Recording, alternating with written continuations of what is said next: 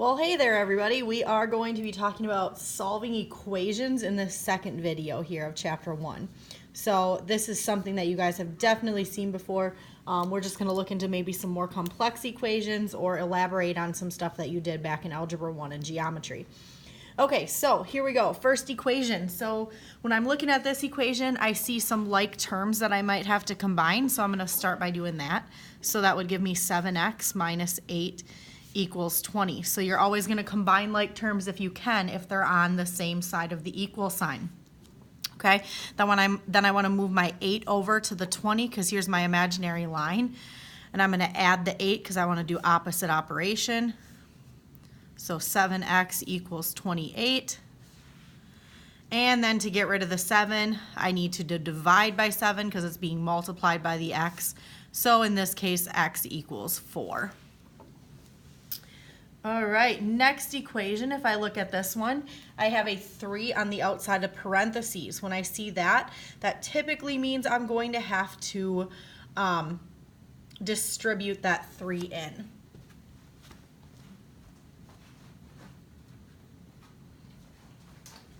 So when I distribute that 3 in,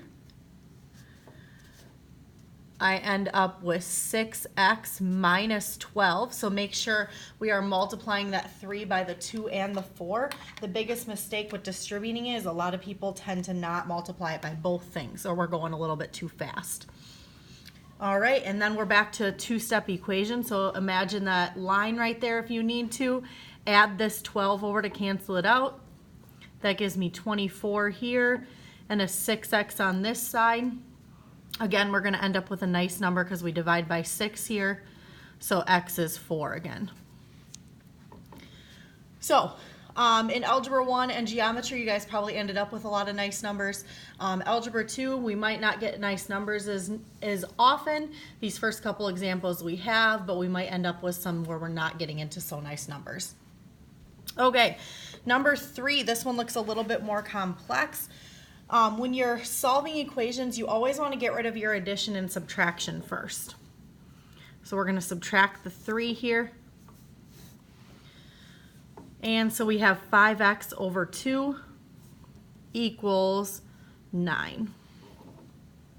All right, and I want to get rid of my division. So I'm going to multiply by 2. That will cancel that 2 out on the bottom. But I also have to multiply by 2 over here. So now I'm left with 5x equals 18. Divide by 5. And if you divide that out in your calculator, you would get a decimal, so 3.6.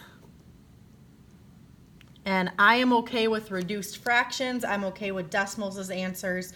You choose what you like better. If there is no specification on the directions, you can give me decimals if you like that way.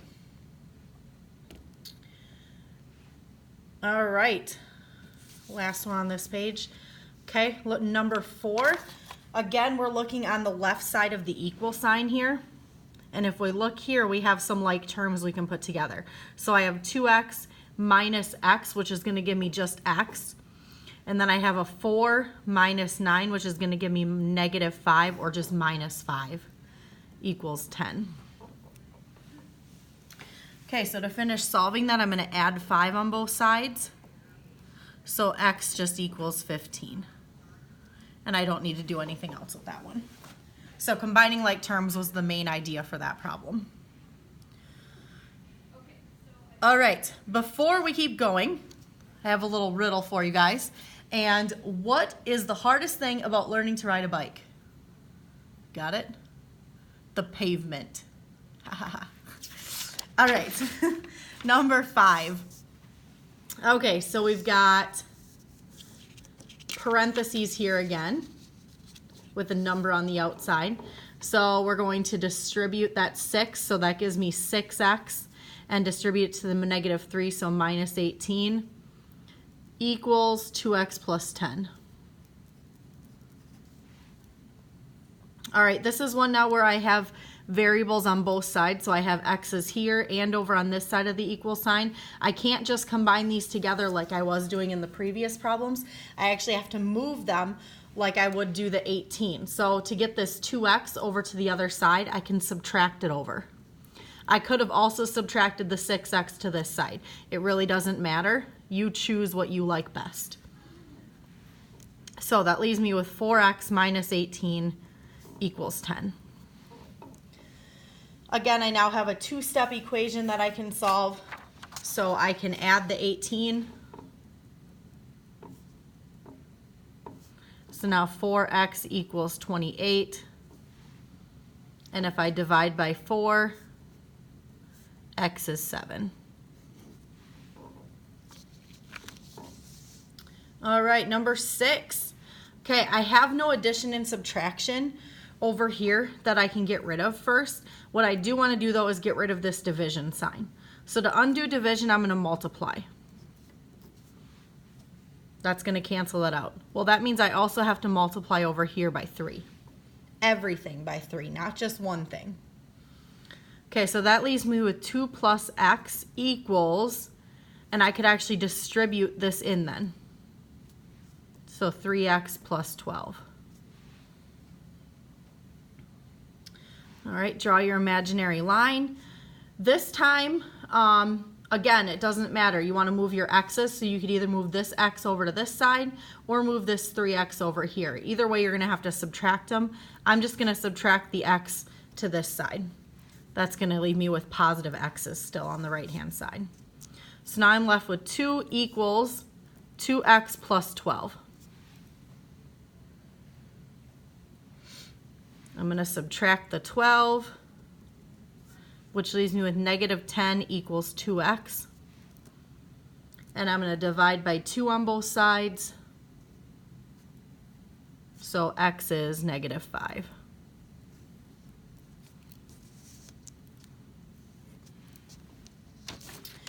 All right, and for our last problem here, we have 2 sets of parentheses, so we're going to start by distributing into both of them. So negative 5 times x, negative 5 times negative 3 is going to give you a positive 15. Same thing over here, negative 4x for the first part, but positive 8 here when you distribute. Remember, you're multiplying when you distribute it and you're not adding. All right, imaginary line here, and we're going to move our x's. So I am going to choose to add the 5x over to the other side.